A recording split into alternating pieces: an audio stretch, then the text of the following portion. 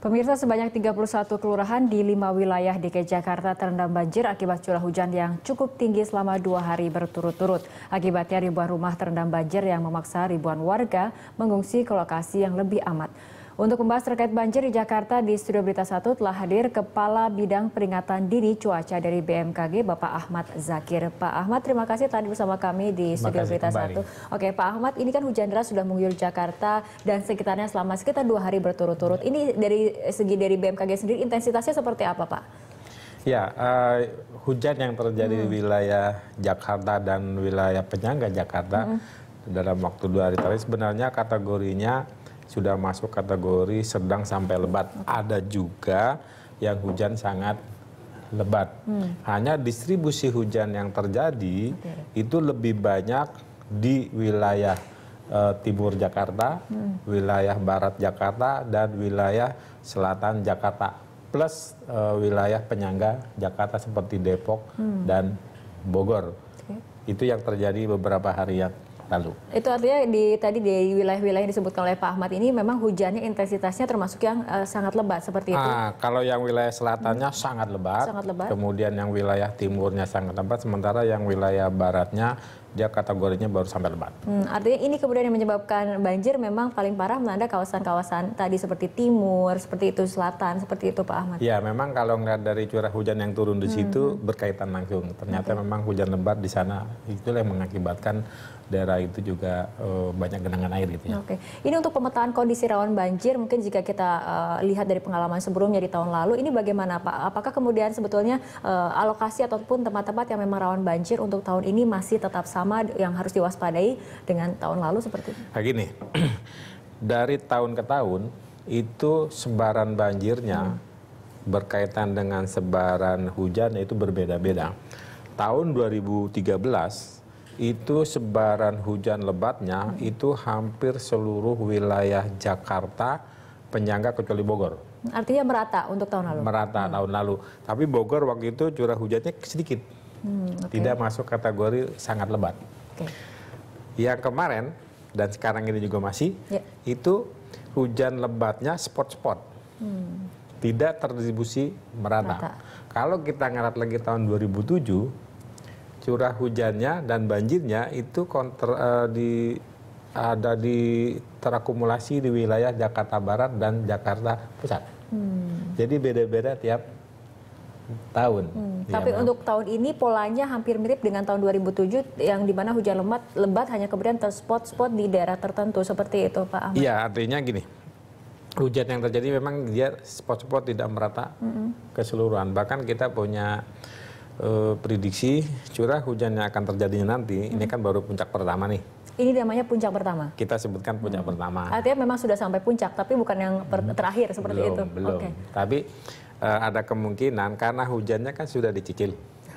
Mulai dari akhir 2013 Desember, kita masih ingat kali ya, tahun baru hujan terus-menerus. Kemudian sekarang hujan lagi lebat. Jadi ada kemungkinan yang akan datang itu tidak separah, tidak se-ekstrim tahun 2013 yang lalu. Gitu. Jadi hujan-hujan yang akan terjadi nanti itu adalah sama dengan yang 1-2 hari yang lalu. Oke, itu artinya tadi dikatakan memang hujan sudah dicicil seperti itu. Tapi ini puncak yang pertama memang puncak Pak Ahmad. Yang pertama. Bisa saja puncak keduanya itu sama. Oke, nah, tapi bisa saja lebih kecil. Tapi diprediksi memang dilihat dari kondisinya tidak akan kemudian melebihi puncak pertama ini seperti itu. Iya, betul. Oke, dilihat dari ini Pak, kemudian kondisi cuaca siklon tropis kalau tidak salah kemudian memang sedang melanda daerah Indonesia seperti itu. Ini efeknya seperti apa kepada terutama untuk ibu kota Jakarta? Kayak gini, di dalam membuat prediksi cuaca, itu kan faktor-faktor dinamika udara atau dinamika atmosfernya itu ketergantungan ada atau tidaknya badai tropis atau bibit badai. Saat ini sedang kita pantau ada yang namanya bibit badai yang ada di wilayah utara Darwin atau antara Laut Arafura dengan Darwin. Nah ini. Nah, akibat ada ini, masa uap air yang menimbulkan akan hujan itu kesedot sampai wilayah Jakarta. Bukan hanya Jakarta, tapi Jawa Barat sampai Bali, Nusa Tenggara timur, itu kan.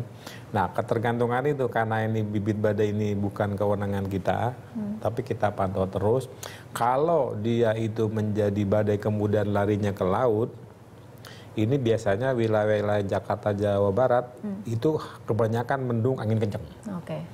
Nah, kalau dia larinya ke daratan Australia, ini yang membuat hujannya lama.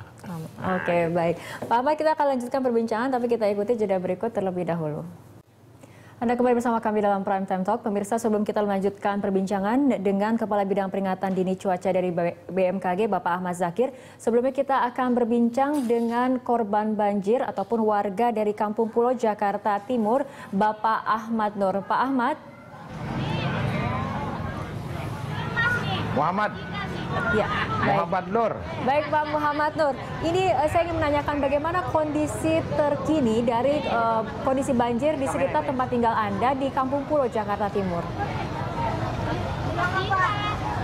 Iya.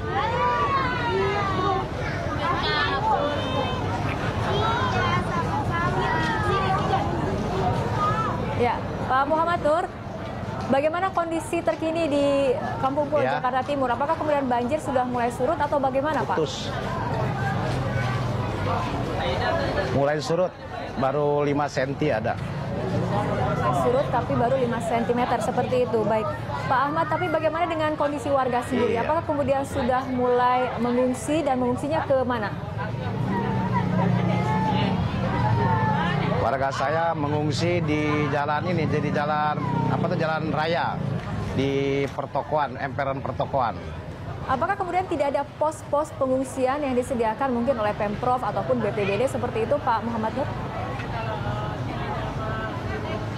Ada, betul, di Depkes. Cuman warga saya banyak yang nggak mau, maunya yang terdekat aja katanya PRT, dikarenakan terlalu jauh kalau di Depkes.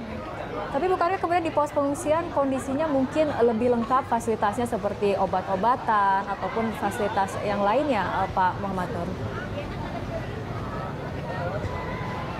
Oh, itu belum ada. Belum ada.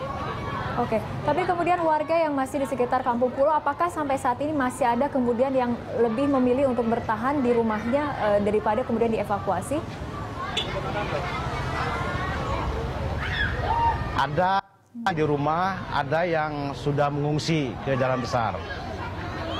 Apa kemudian alasan warga yang masih tetap memilih bertahan di rumahnya padahal ketika banjir sudah mengepung daerah Kampung Pulo seperti itu? Jadi, dikarenakan alasannya setelah dia surut nggak ada yang bersihin gitu. Alasan dia, alasan warga saya. Pak Gitu. Muhammad sendiri sudah berapa lama Kalau kemudian ngungsi tinggal di lebih Kampung jauh Pulo? lagi dia. Siapa itu? Saya sendiri. Iya. Saya sudah hampir 32 tahun. Artinya ini bukan banjir yang pertama kali untuk Pak Muhammad sendiri? Oh, itu udah banjir 5 tahun sekali nih. 5 tahun sekali. Oke. Apakah kemudian Pak Muhammad ataupun warga yang di sekitar Kampung Pulo tidak berencana untuk pindah ataupun apakah kemudian Pemprov sendiri menawarkan solusi agar kemudian tidak setiap tahun mendapatkan banjir tahunan seperti itu? Ya, kan gini Bapak Gubernur juga sudah menyediakan rumah susun di ini DPU. Jadi karena kan belum jadilah istilahnya, baru dipasang pondasi gitu. Nanti setelah itu baru warga yang di pinggiran bantaran kali nanti pindah ke sana gitu. Itu Bapak Gubernur sendiri yang ngomong. Baik, Dan Pak bicara Muhammad sama warga langsung. Baik, Pak Muhammad, mengenai bantuan sendiri, bagaimana kemudian distribusi bantuan sampai saat ini? Apakah kemudian sudah sampai kepada warga? Saya terus terang aja, kalau masalah bantuan, warga saya sama sekali belum menerima dari pihak pemerintah juga belum. Bahkan ada warga saya yang istilahnya yang punya hati inilah dermawan, ngebeliin warga saya tadi nasi 30 bungkus gitu. Baik, kita harapkan memang bantuan akan Dikarenakan segera datang. Pihak, iya. Baik, terima kasih Pak Muhammad Nur telah berbincang bersama kami dalam Prime Time Talk. Ya, pemirsa, kita akan lanjutkan perbincangan dengan Bapak Ahmad Zakir, namun sebelumnya kita ikuti jeda berikut terlebih dahulu. Pemirsa, dialog kembali kami lanjutkan. Pak Ahmad, ini untuk intensitas hujan seperti ini akan berlangsung berapa lama? Setelah tadi dikatakan ini sudah memasuki puncak yang pertama seperti itu. Nah, gini, untuk 1-2 hari ke depan, ini hujan di wilayah Jakarta, khusus wilayah Jakarta ini kecenderungannya menurun. Artinya menurun, curah hujan yang terjadi kemarin, kalau misalnya kemarin tercatat 100, besoknya nggak nyampe 100, paling 50. Itu dari sisi takaran hujan. Dari sistem distribusi atau hujan itu, dia tidak terdistribusi merata. Artinya turun lagi. Dari lama waktunya dia hujan, juga tidak sepanjang hari. Ya, jadi 1-2 hari ke depan kondisi cuaca cenderung membaik. Bukan berarti tidak ada hujan, tetap ada hujan. Nah, setelah itu dia kembali lagi normal, artinya hujan siang atau sore. Nah, nanti kita tunggu lagi tadi perkembangan bibit badai itu di akhir minggu ini atau weekend ini yang kita jegat apakah hujannya akan sama lagi dengan yang tanggal 11 dan 12 atau tapi sih kita udah rapatkan bahwa itu tidak akan lebih dari tanggal 11 dan 12. Artinya kecenderungannya menurun tapi tetap hujan seperti itu. Kalau hujan tetap karena musim hujan. Karena musim hujan. Oke. Untuk Gubernur DKI Jakarta sendiri sudah menyatakan ini Jakarta statusnya siaga ya, banjir bukan darurat tapi siaga banjir. Ini artinya ada skenario khususkah kemudian yang dikoordinasikan antara Pemprov DKI Jakarta misalnya dengan BMKG seperti itu? Ya, koordinasi selalu dilakukan. Jadi gini, BMKG tugasnya apa, nanti di PU-nya tugasnya apa, di BPP tugasnya apa. Dari sistem BMKG kita memberikan ini loh, besok akan terjadi hujan wilayahnya sini. Itu tugas BMKG seperti itu. Berapa lama? Oh, sekian jam. Kemudian kapan? Pagi atau sore atau malam. Itu kontribusi BMKG. Dan artinya informasi seperti ini selalu disampaikan untuk pihak-pihak yang terkait seperti itu, Pak? Oh, bahkan lewat SMS.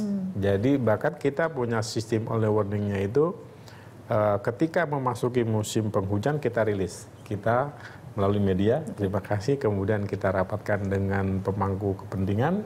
Setelah itu kita update tiap bulan, kita update lagi per minggu, kita update lagi setiap hari, kita lagi per 6 jam, kita lagi per jam. Dan itu kita sampaikan ke pemangku kepentingan yang sekarang ini lagi ngetrenkan SMS lebih update lah ya ketimbang kalau lewat email. Seharusnya ada antisipasi seperti itu, Pak Ahmad. Nah ini Pak Ahmad, untuk kondisi seperti ini dengan hujan dengan intensitas seperti ini, apakah kemudian sudah perlu adanya rekayasa cuaca misalnya seperti itu? Ya, ini kan suatu usaha dari pemerintah ya untuk melakukan, kalau dibilang perlu nggak perlu pasti perlu kan gitu. Tapi kan dari BMKG itu yaitu kontribusinya hanya memberi informasi cuaca, perlu tidak perlunya kita serahin aja sama pemerintah seperti itu. Tapi ini untuk warga kemudian ingin mengetahui, mungkin tidak hanya kemudian pemangku kepentingan saja yang perlu diinformasikan, warga juga kemudian ingin mengetahui bagaimana kemudian kondisi cuaca untuk besok ataupun sepekan ke depan, apakah kemudian harus waspada banjir atau bagaimana? Ini biasanya harus mendapatkan informasinya kemana nih, Pak? Ya gini, kalau dari kami, kalau orang ke orang kan tidak mungkin. Berarti kita punya mekanisme. Kita contohnya kita kerjasama dengan BNPB, kerjasama dengan PU, Dinas PU, kerjasama dengan Pemda, kerjasama dengan semua kita lakukan. Dan ketika ada hal-hal yang diprediksikan akan warning istilahnya, itu kita cepat sampaikan. Penyampaiannya bisa melalui email, dan kalau yang sesat kita sampaikan melalui SMS. Dan itu selalu kita koordinasikan, itu berjalan lama ya. Cukup bagus lah kalau menurut saya. Baik, Pak Ahmad Zakir, terima kasih telah berbincang bersama kami dalam Prime Time Talk. Terima kasih, Pak. Terima kasih. Anda masih bersama kami dalam Prime Time Talk dan saat ini sudah bersama di Studio Berita 1 Kepala Bidang Informatika dan Pengendalian dari BPBD DKI Jakarta, Bapak Edi Junaidi. Pak Edi, terima kasih telah bersama kami di Studio Berita 1. Pak Edi, untuk hingga malam hari ini ada berapa kemudian titik banjir di DKI Jakarta yang masih kemudian memang tergenang seperti itu? Iya, Untuk titik banjir, sebagaimana yang sudah dilansir beberapa media yang informasinya memang didapatkan dari Pusdalops, itu masih ada di 35 kelurahan. 35 kelurahan, ada beberapa kelurahan yang sudah surut. Tempat kita catat ada 42, tapi sekarang posisi sudah turun menjadi 35 kelurahan. Jumlah RW 98 RW.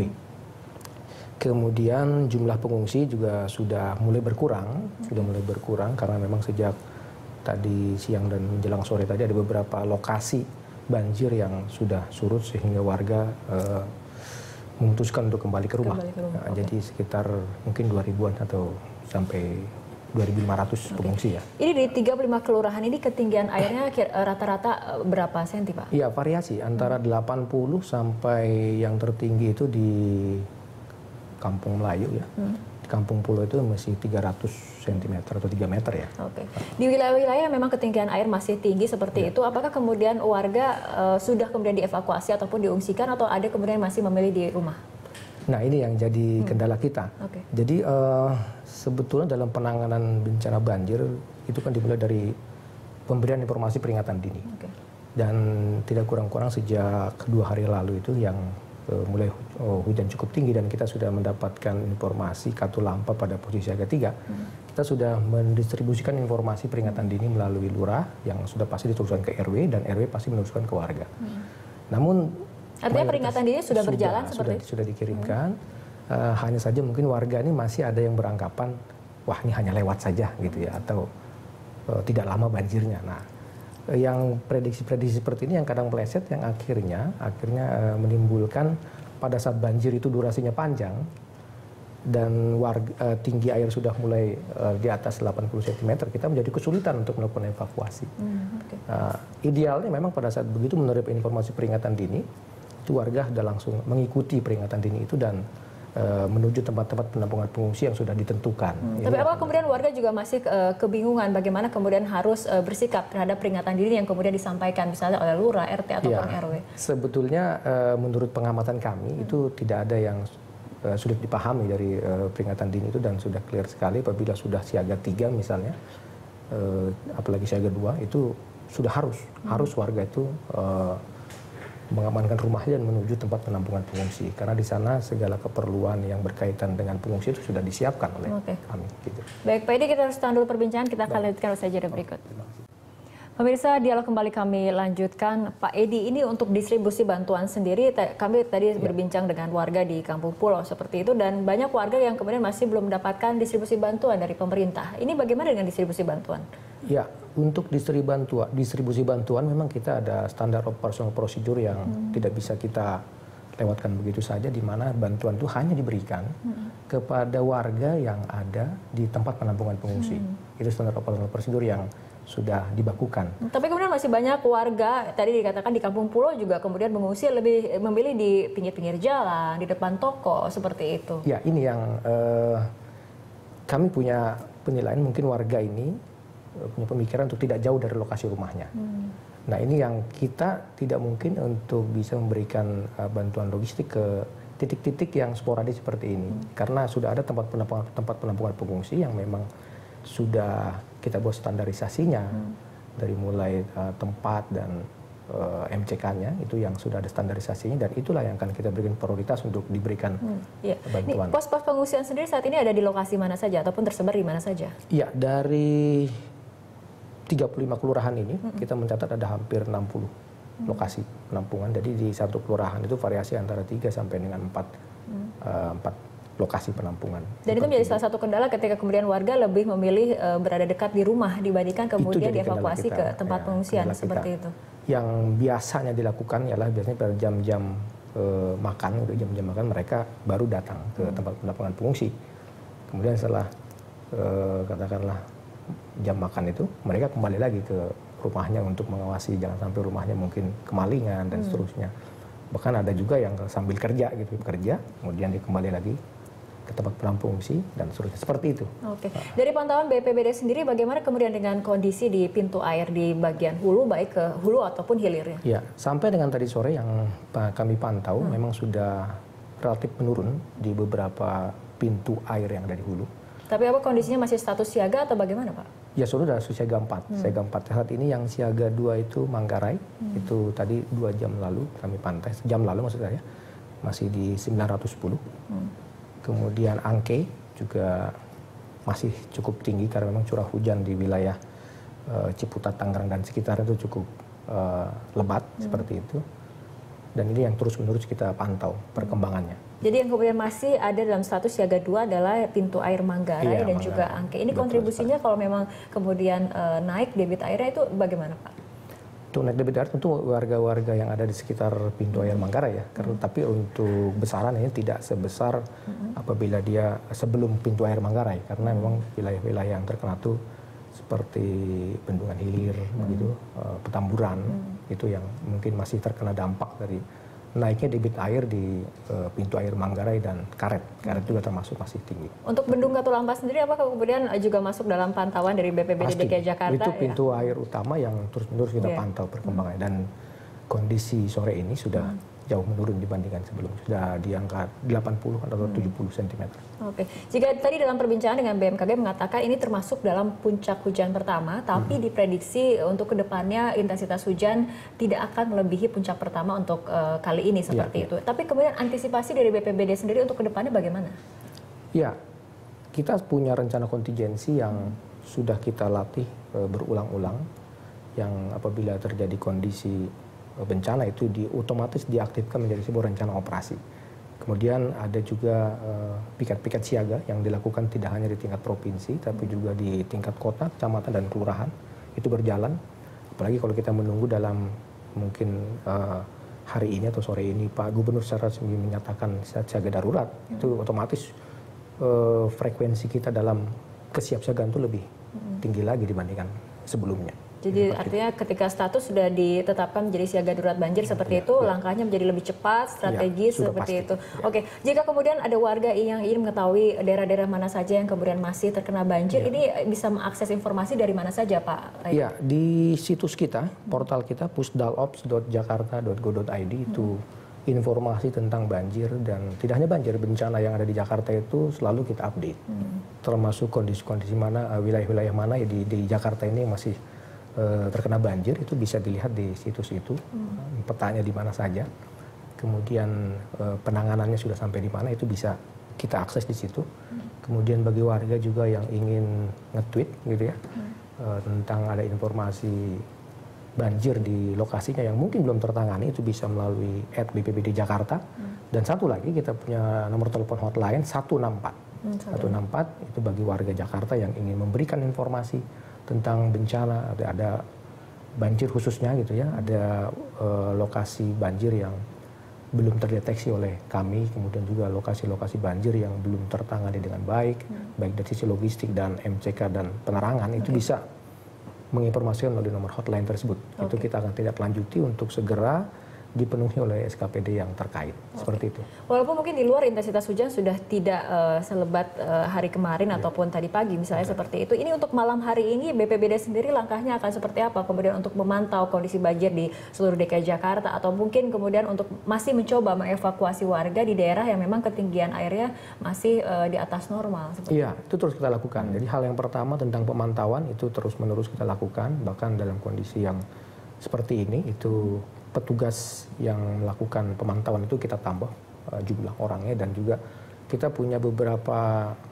web yang terkait dengan cuaca yang kita terus-menerus pantau, mulai dari Jakarta Views, ada juga yang dari Australia, itu juga kita pantau, termasuk tentunya dari BMKG. Seperti tadi Pak Zakir sampaikan, itu jadi pedoman utama kita, informasi dari BMKG. Tapi yang pasti distribusi bantuan sekali lagi menurut SOP-nya hanya bagi warga yang kemudian datang ke pos pengungsi yang resmi seperti itu, Pak Edi. Artinya kemudian apakah ada kemungkinan BPBD sendiri kemudian membawa bantuan dan kemudian menjalurkannya misalnya ke warga yang berada di rumahnya yang masih memilih tinggal di rumah? Ini yang dalam manajemen penanggulangan bencana tidak kita temukan, tidak bisa kita lakukan seperti itu, karena memang tempat penampungan pengungsian merupakan pusat, jadi pusat penanggulangan bencana pada saat terjadi bencana ya di tempat penampungan pengungsi itu. Jadi kita bisa lihat kekurangannya di mana. Karena begitu masuk tempat penampungan pengungsi, kita sudah tidak hanya mendata jumlah, tapi juga sudah melakukan kaji cepat. artinya berapa laki-laki, perempuan, dan usia rentan, berapa balita, ibu hamil, kemudian juga lansia, itu kita pisahkan.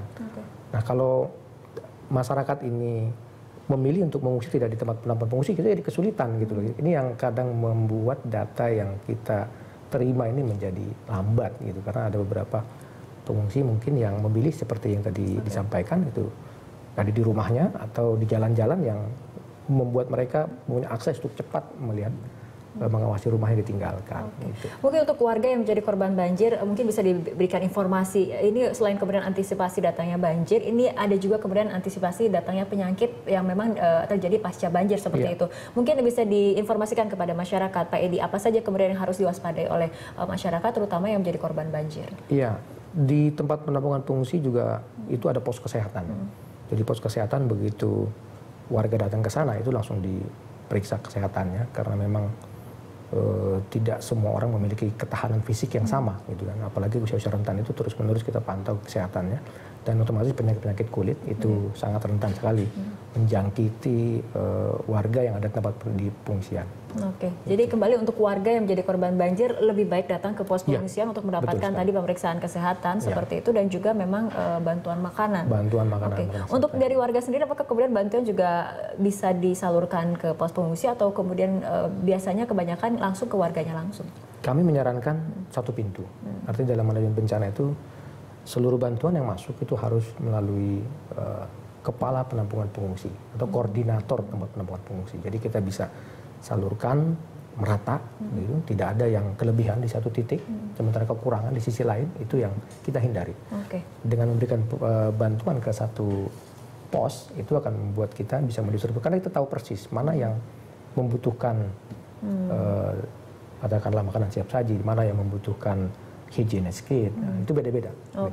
Baik, kita harapkan memang distribusi bantuan ini merata untuk warga korban banjir seperti itu, dan memang ada antisipasi ke depannya, Pak Edi. Baik Pak Edi, terima kasih telah hadir bersama kami dalam Prime Time Talk. Terima kasih, Pak. Terima kasih. Selamat sore.